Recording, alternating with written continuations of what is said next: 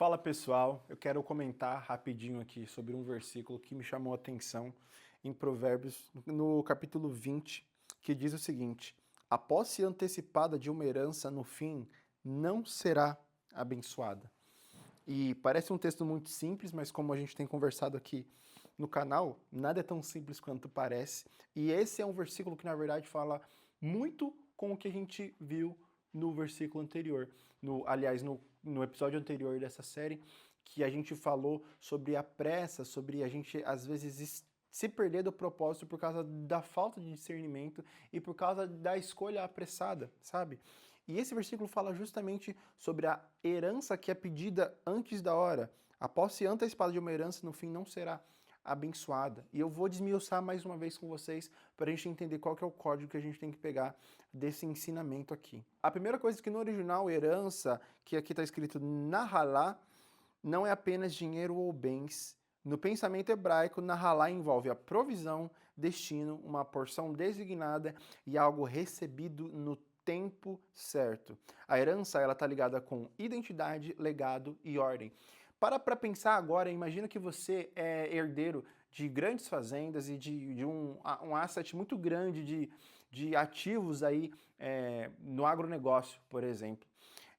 Se você tiver 15 anos, às vezes, ou 13 anos, não tiver maturidade para gerenciar tudo isso, as chances de você não saber lidar com isso, ou até mesmo de você perder tudo isso, não saber gerenciar, é muito grande. E aqui a questão é a mesma, a lógica é a mesma. A herança ela é mais do que uma porção de dinheiro que a gente ganha no fim da nossa vida, mas deixa de ser apenas algo simbólico no sentido financeiro e começa a ser um legado, algo que é construído. Ou seja, quero que você imagine de novo essa figura de você sendo herdeiro de grandes fazendas. Você acompanha o dia a dia no campo, você aprende o gerenciamento, entende sobre aquilo. Então existe um processo de um Deus que é bom, de um pai que é bom, que quer ensinar os seus filhos o caminho que ele idealizou para ele, mas no momento que essa herança é tomada de maneira às vezes indevida e antecipada, é o momento onde ela não é abençoadora mais. A sua capacidade atual não comporta a promessa final que Deus tem para você.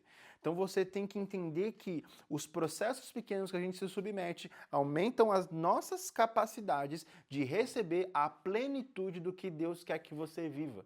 Se você tem uma palavra, se você tem um direcionamento, ou se você tem um sonho, ou se você tem algo que queima dentro do seu coração, dizendo que algum dia você vai fazer algo que queima muito no seu coração e que é muito grande, se Deus te entregar isso agora, provavelmente vai dar tudo errado. É por isso que a gente tem que vigiar o nosso coração, porque muitas vezes a gente não está preparado para os números, nós não estamos preparados para os valores, não estamos preparados para a atenção e não estamos preparados para a responsabilidade. Para pensar, se Deus te entregasse tudo que Ele te prometeu, amanhã cedo você saberia sustentar tudo isso?